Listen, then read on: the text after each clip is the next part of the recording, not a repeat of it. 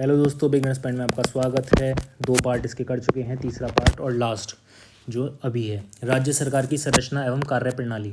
राज्यपाल और उपराज्यपाल भारतीय संविधान के अनुच्छेद 162 के शीर्षक के अंतर्गत आता है। राज्य की कार्यपालिका शक्ति का विस्तार। जब एक ही व्यक्ति को 2 या अधिक राज्यों का राज्यपाल नियुक्त किया जाता है तो उस राज्यपाल को संदेह उपलब्धियां और भत्ते होंगे। इसे उन राज्यों के बीच ऐसे अनुपात में आवंटित किया जाएगा जैसा राष्ट्रपति आदेश द्वारा अवधारित करे। विधानसभा में सरकार को अपना बहुमत सिद्ध करने को कहने के लिए, मुख्यमंत्री को बर्खास्त करने के लिए, भारत के राष्ट्रपति के विचारार्थ किसी विधेयक को आरक्षित करने के लिए एवं विधायिका द्वारा पारित किसी विधेयक को पुनर्विचार हेतु वापस करने के लिए मंत्रिपरिषद के परामर्श से स्वतंत्र कार्य कर सकता है राज्य का राज्यपाल। अनुच्छेद 170 के उस प्रावधान का अपवाद है जिसमें एक राज्य की विधानसभा के गठन में 60 से कम सदस्य नहीं होंगे। सिक्किम राज्य पंचायतों की वित्तीय स्थिति का पुनर्वलोकन करने के लिए वित्त आयोग का गठन करता है संबंधित राज्य का राज्यपाल। स्वतंत्र भारत के किसी राज्य की सर्वप्रथम महिला राज्यपाल बनी सरोजिनी नायडू। राजस्थान के राज्यपाल जिन्हें बर्खास्त किया गया था रघुकुल तिलक। किसी राज्य के राज्यपाल द्वारा जारी ऑर्डिनेंस का अनुमोदन होना आवश्यक है राज्य की विधायिका द्वारा। राज्यपाल को पद की शपथ ग्रहण करवाता है उच्च न्यायालय का मुख्य न्यायाधीश। राज्य विधानमंडल धन विधेयक के अतिरिक्त एक विधेयक जो विधानसभा ने प्रथम बार पारित कर दिया हो विधान परिषद में पड़ा रह सकता है 3 माह से अधिक तक नहीं। राज्य विधानसभा में कोई भी धन विधेयक पुनर्स्थापित नहीं किया जा सकता बगैर राज्य के राज्यपाल की संतुष्टि के। वर्ष 1956 में पुनर्गठित राज्यों में द्विसदनीय विधायिका थी। 5 भारत के किसी राज्य की विधानसभा में अधिकतम सदस्य हो सकते हैं 500।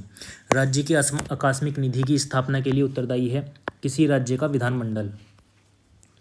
उत्तराखंड गठन के बाद उत्तर प्रदेश में विधानसभा क्षेत्र शेष बचे हैं 403। विधान परिषद किसी साधारण विधेयक को रोक सकती है 4 माह तक। विधानसभाओं के विघटन के बाद भी उसका स्पीकर पद पर बना रह सकता है विधानसभा के विघटन के बाद गठित विधानसभा की पहली बैठक के ठीक पूर्व तक। विधानसभा की सर्वाधिक संख्या है उत्तर प्रदेश की। किसी राज्य में विधान परिषद की स्थापना और समाप्ति का प्रावधान है भारतीय संविधान के अनुच्छेद 169 में।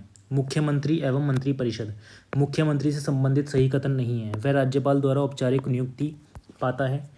किसी राज्य के मुख्यमंत्री से संबंधित एक सही कथन नहीं है। राज्यपाल मुख्यमंत्री की सलाह पर अपने समस्त कृत्यों को प्रयोग करते हैं। राज्य सरकार के मंत्रियों के वेतन एवं भत्तों का निर्धारण किया जाता है राज्य विधानसभा द्वारा।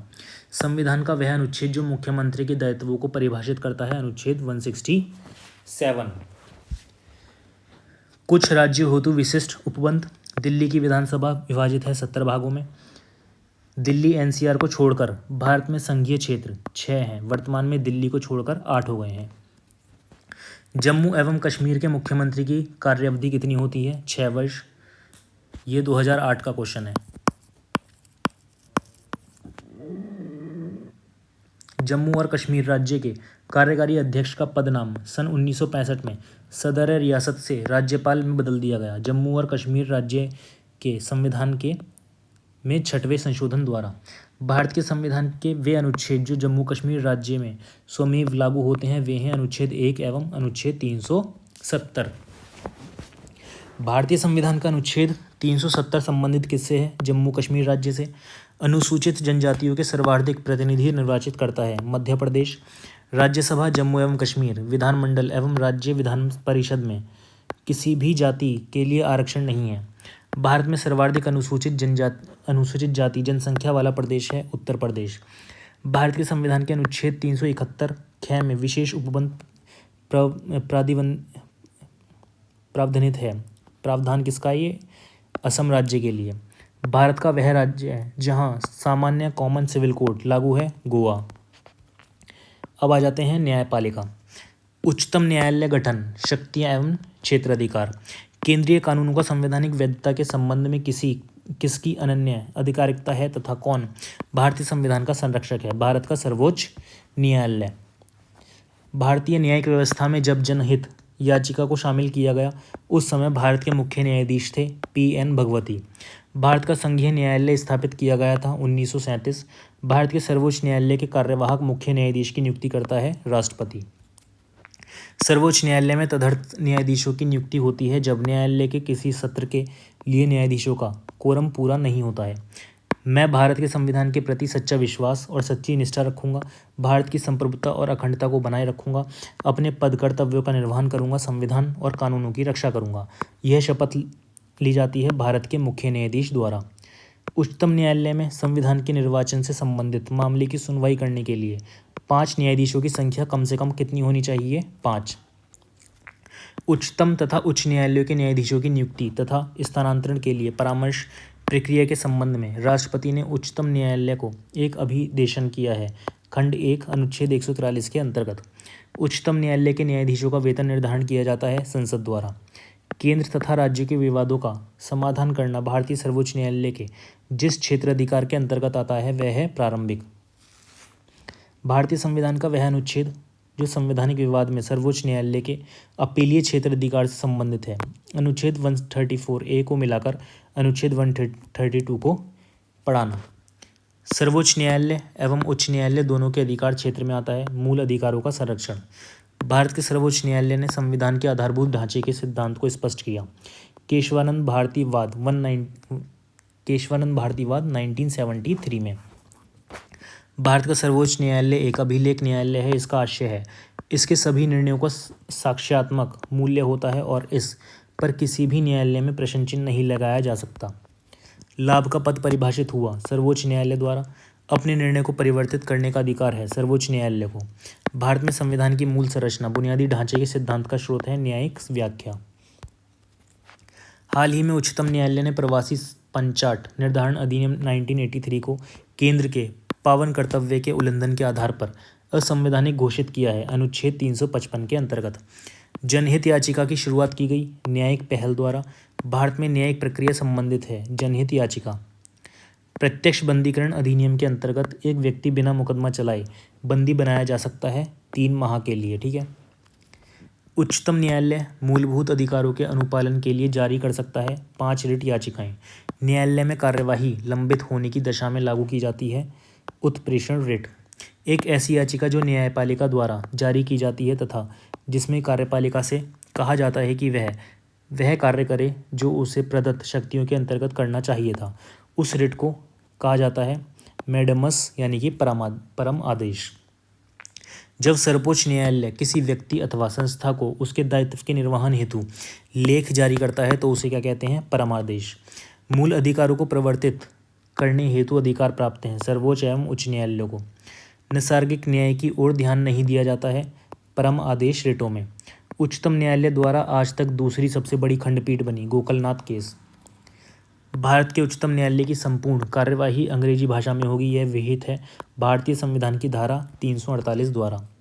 उच्चतम न्यायालय ने अवधारित किया है कि अनुच्छेद 72 तथा 161 के अंतर्गत दाखिल की गई दया याचिकाएं उनकी प्राप्ति के 3 माह के भीतर निस्तारित कर दी जानी चाहिए, क्योंकि अवांछित देरी न्याय व्यवस्था में विश्वास को कम करती है। शेर सिंह बनाम भारत संघ के बाद उच्चतम न्यायालय ने अभी निर्धारित किया कि संप्रभुता उन्मुक्ति का सिद्धांत मूल अधिकारों के अतिक्रमण के लिए प्रतिकर अभिनिर्णित किए जाने की कार्यवाही में लागू नहीं होगा।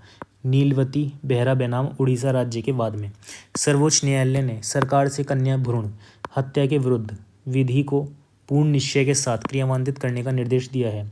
सेहत बनाम भारत संघ के वाद में 5 न्यायमूर्तियों की संविधान पीठ ने संप्रेषित किया है कि स्थगन का सिद्धांत विचारण पूर्ण होने तक निर्दोष माने जाने के अभियुक्त का अधिकार के साथ मीडिया के अभिव्यक्ति की स्वतंत्रता के अधिकार के साथ संतुलन पर केंद्रित है। Sahara India real estate corporation limited एवं अन्य बनाम भारतीय प्रतिभूति तथा विनिमय बोर्ड के वाद में भारत के उच्चतम न्यायालय ने यह अभी निर्धारित किया कि धूम्रपान न करने वालों को वायु प्रदूषण से पीड़ित होने के लिए विवश नहीं किया जा सकता है। मुरली एस देवड़ा बनाम भारत संघ के वाद में उच्चतम न्यायालय ने यह अभी निर्धारित किया है कि कर्मी महिलाओं का यौन उत्पीड़न लैंगिक समता एवं प्राण और दैहिक स्वतंत्रता के अधिकारों के अतिक्रमण की कोटि में आता है। जिस वाद में सर्वोच्च न्यायालय ने यह अभी निर्धारित किया है कि वह था विशाखा एवं अन्य बनाम स्टेट ऑफ राजस्थान एवं अन्य। उच्चतम न्यायालय ने P.A. संगमा बनाम प्रणब मुखर्जी वाद का निर्णय किया है 3:2 के बहुमत से। उच्चतम न्यायालय के न्यायाधीशों के वेतन तथा भत्ते प्रभारित किए जाते हैं भारत की संचित निधि। भारत के उच्चतम न्यायालय के न्यायाधीशों की संख्या में वृद्धि की जाती है संसदीय अधिनियम द्वारा। भारत के उच्चतम न्यायालय द्वारा प्रतिपादित विधि भारत के राज्य क्षेत्र के भीतर सभी अधीनस्थ न्यायालयों पर बाध्यकारी है, परंतु उच्चतम न्यायालय के निर्णय उस पर बाध्यकारी नहीं है। ये अभी निर्धारित किया गया बंगाल इम्यूनिटी कंपनी लिमिटेड बनाम बिहार राज्य के वाद में। उच्च न्यायालय में अपर और कार्यकारी न्यायाधीशों की नियुक्ति राष्ट्रपति के द्वारा की जा सकती है, परंतु ऐसी नियुक्ति की अवधि 2 वर्ष से अधिक नहीं होगी। उच्च न्यायालय के न्यायाधीश की नियुक्ति के लिए अर्हता नहीं है उसने 35 वर्ष की आयु प्राप्त कर ली हो। संविधान की व्याख्या से संबंधित सभी विवाद सर्वोच्च न्यायालय के पास लाए जा सकते हैं इसके प्रारंभिक क्षेत्र अधिकार के अंतर्गत। उच्च न्यायालय गठन शक्तियाँ एवं क्षेत्र अधिकार। भारत में उच्च न्यायालयों की संख्या 21 वर्तमान में 25 है। ये 25 है। सबसे अधिक बेंच गुवाहाटी उच्च न्यायालय की। बॉम्बे, मद्रास, कलकत्ता में उच्च न्यायालयों की स्थापना हुई 1861 में। उच्च न्यायालय के सेवानिवृत्त जज की पेंशन दी जाती है भारत की संचित निधि से। व्यक्तिगत स्वतंत्रता के लिए उच्च न्यायालय जारी कर सकता है बंदी प्रत्यक्षीकरण रिट। उच्च न्यायालय को संवैधानिक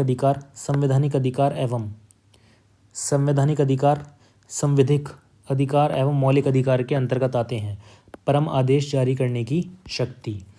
भारत में एक उच्च न्यायालय के संबंध में सही कथन नहीं है। उच्च न्यायालय के न्यायाधीशों की नियुक्ति राज्यपाल करता है। राज्य के उच्च न्यायालय का मुख्य क्षेत्र अधिकार नहीं है। परम आदेश संबंधित क्षेत्र अधिकार।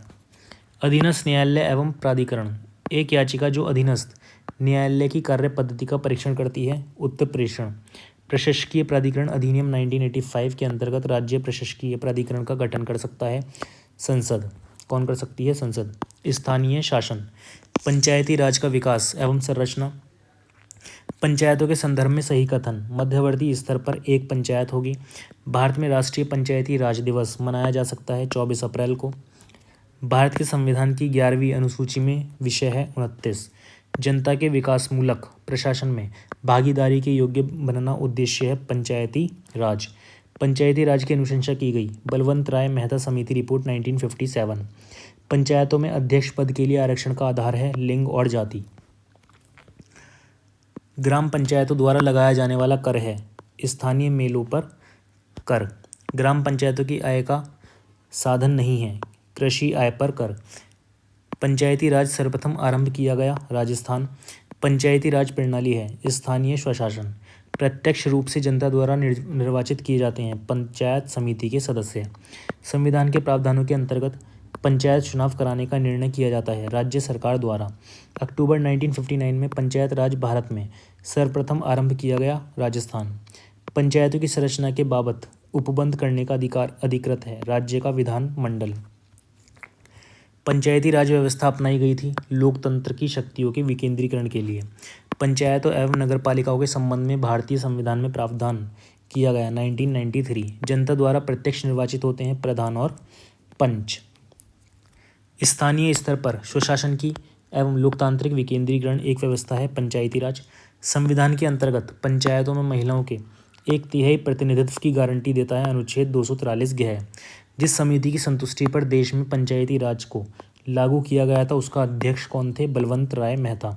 पंचायती राज को संवैधानिक स्थिति प्रदान करने की संतुष्टि की गई थी LM सिंघवी कमेटी के द्वारा।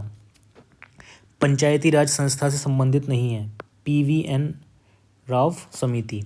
अशोक मेहता समिति ने पंचायती राज के लिए संतुष्टि की थी द्विस्तरीय प्रतिमान की।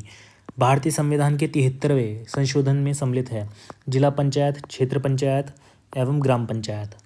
पंचायत चुनावों में अनुसूचित जातियों के लिए पदों का आरक्षण लागू नहीं होगा अरुणाचल प्रदेश में। उत्तर प्रदेश में जिला योजना सम्मिलित किया जाता है नगर पंचायत।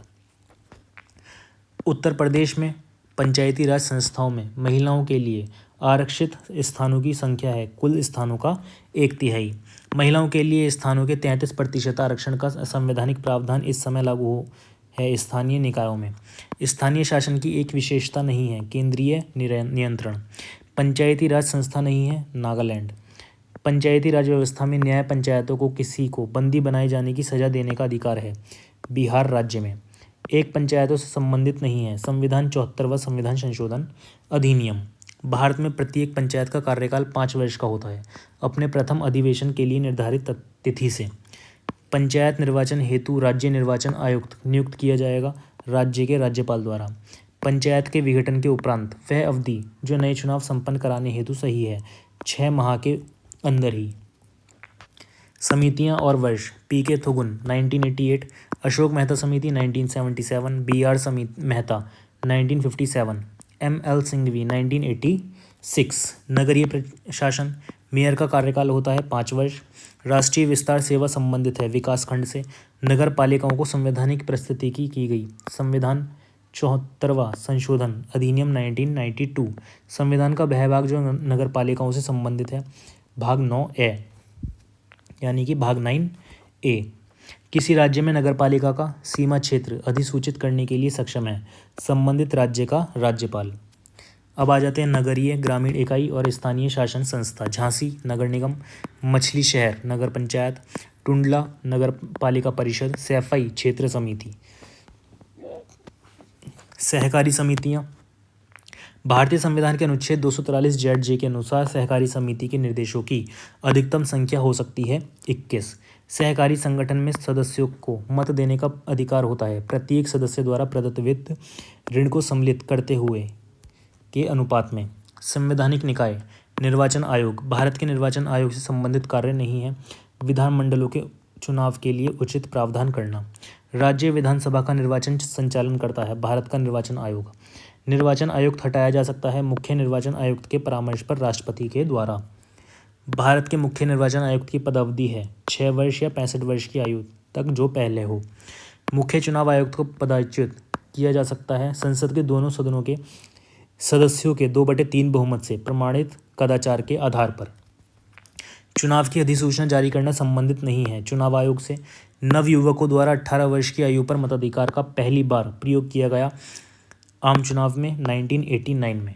निर्वाचन आयोग को 3 सदस्यीय आयोग बनाया गया वर्ष 1989 में। भारत के संचित निधि से लिया जाने वाला अनिवार्य व्यय भार नहीं है भारत के निर्वाचन आयोग के सदस्यों के वेतन और पेंशन। अब आ जाते हैं वित्त आयोग। वित्त आयोग का गठन किया जाता है प्रत्येक 5वें वर्ष। केंद्र तथा राज्य के मध्य वित्त का विभाजन होता है वित्त आयोग की संतुष्टियों के आधार पर। राज्य सरकार तथा स्थानीय शासन के बीच राजस्व बंटवारे के लिए उत्तरदायी है राज्य वित्त आयोग। राज्य वित्त आयोग है एक संवैधानिक संस्था। भारत के 11वें वित्त आयोग का अध्यक्ष था A.M. खुसरो। 12वें वित्त आयोग ने सुझाव दिया कि केंद्र और राज्यों के राजस्व को घटाकर शून्य करना है वर्ष 2008 और 9 तक। केलकर समिति संबंधित है वित्त विभाग। 14वें वित्त आयोग का अध्यक्ष था Y.V. रेड्डी। भारत का नियंत्रक एवं महालेखा परीक्षक: वह वर्ष जब एकाउंटिंग को ऑडिटिंग लेखा परीक्षा से अलग किया गया तथा नियंत्रक एवं महालेखा परीक्षक का कार्य केवल सरकारी लेखा समिति तक रह गया 1976। नियंत्रक और महालेखा परीक्षक द्वारा की गई टिप्पणियों पर कार्यवाही करने की प्रथम जिम्मेदारी बनती है संसद की। भारत के नियंत्रक एवं महालेखा परीक्षक के पद का सृजन किया गया था संविधान के द्वारा। भारत के नियंत्रक एवं महालेखाकार का कार्यकाल होता है 6 वर्ष या 65 वर्ष की आयु, जो भी पहले हो। भारत के नियंत्रक एवं महालेखा परीक्षक के संबंध में सही नहीं है, उनको राष्ट्रपति पदच्युत कर सकते हैं। लोक निधि का अभिभावक कहा जाता है नियंत्रक एवं महालेखा परीक्षक को। भारत का नियंत्रक एवं महालेखापाल का एक मित्र और मार्गदर्शक कौन होता है? लोकलेखा समिति। नियंत्रक एवं महालेखा परीक्षक की टीका टिप्पणी पर उचित कार्यवाही करने की अंतिम जिम्मेदारी कौन है? संसद।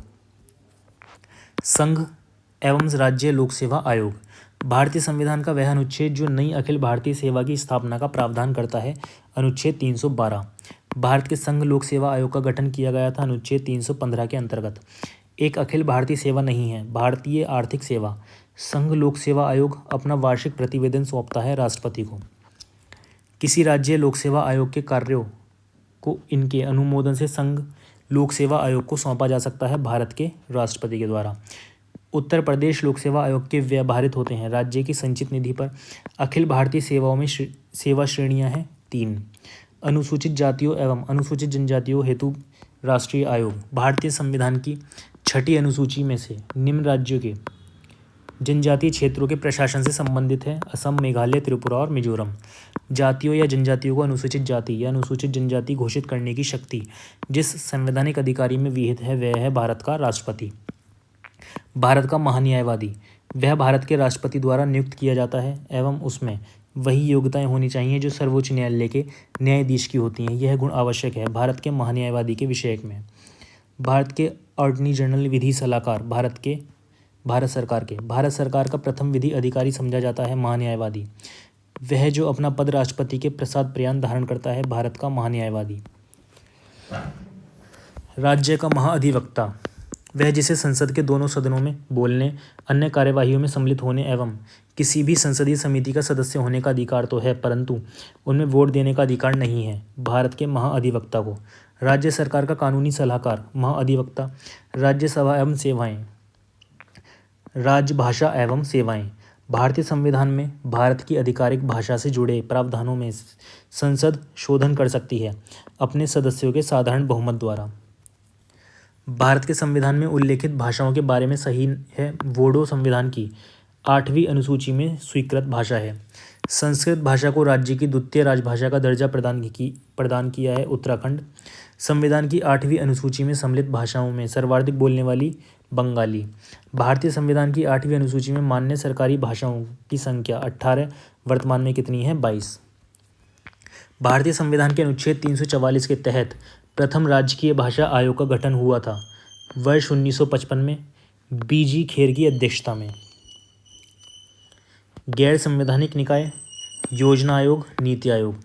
अशोक चंद्र द्वारा भारत में आर्थिक मंत्री परिषद कहा गया योजना आयोग को। एक संविधानेतर संस्थान है नीति आयोग। संवैधानिक संस्था नहीं है योजना आयोग। भारत के योजना आयोग के अध्यक्ष प्रधानमंत्री। एक संवैधानिक निकाय नहीं है योजना आयोग। योजना आयोग का अंत किया गया नरेंद्र मोदी ने। राष्ट्रीय विकास परिषद नेशनल डेवलपमेंट काउंसिल। राष्ट्रीय विकास परिषद का मुख्य संबंध होता है पंचवर्षीय योजनाओं के अनुमोदन से। राष्ट्रीय योजना की उन्नति पर चर्चा करना, राष्ट्रीय योजना के उद्देश्यों की प्राप्ति के उपाय सुझाना एवं राष्ट्रीय योजना निर्माण हेतु दिशा निर्देश प्रदान करना यह कार्य है राष्ट्रीय विकास परिषद। राष्ट्रीय एवं राज्य मानवाधिकार आयोग एक संवैधानिक संस्था नहीं है मानव अधिकार आयोग। मानव अधिकारों की अवधारणा का प्रमुख बल है मानव होने के नाते मानव गरिमा पर। केंद्रीय एवं राज्य सूचना आयोग सूचना का अधिकार के संबंध में सही कथन है। यह एक विधिक अधिकार है।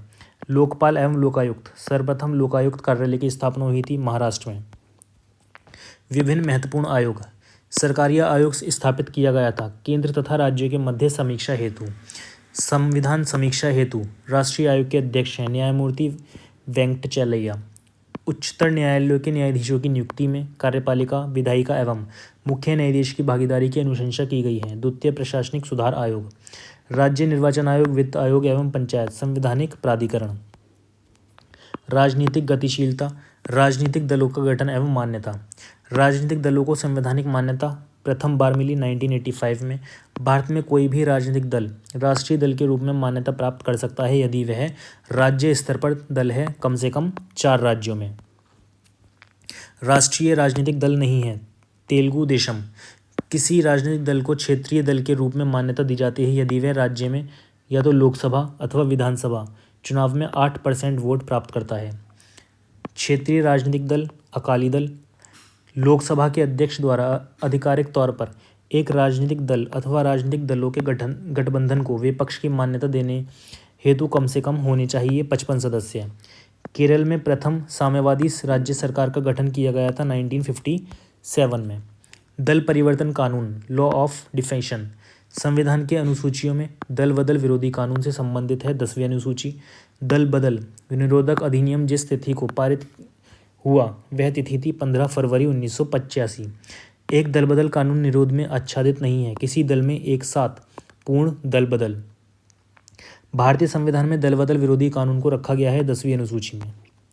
अब आ जाते हैं विविध में। किसने कहा भारत एक अर्धसंघात्मक राज्य है? केसी वीयर ने। सर्वप्रथम संसदात्मक सरकार आरंभ की गई ग्रेट ब्रिटेन यूके में। भारत में न्यायिक सक्रियता संबंधित है जनहित याचिका। भारतीय संघ को सौदेबाजी का संघ कहा, मॉरिस जोन्स।